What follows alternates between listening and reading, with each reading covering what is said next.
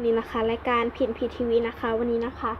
รายการพินพีทีวีนะคะก็จะมาในการรีวิวสกูชี่คอนเซ็ปต์อีกแล้วนะคะก็อันนี้นะคะจะเป็นคอนเซ็ปต์สกูชี่ที่แบลมากที่สุดนะคะก็เป็นสกูชี่อันนี้เลยเนาะอันนี้ขอถ่ายกล้องหลังแล้วกันนะกล้องหลังกล้องหน้าจำไม่ได้เลย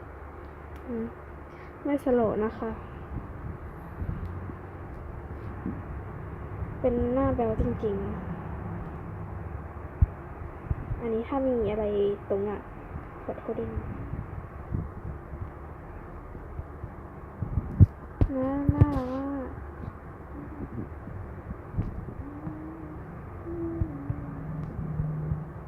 โอเคนะคะนี่ก็จะเป็นสกูชี่ตัวแทนสกูชี่คอนเซ็ปต์น่ารักแบลๆมากที่สุดนะคะก็สำหรับขอลาไปก่อนนะคะสวัสดีค่ะ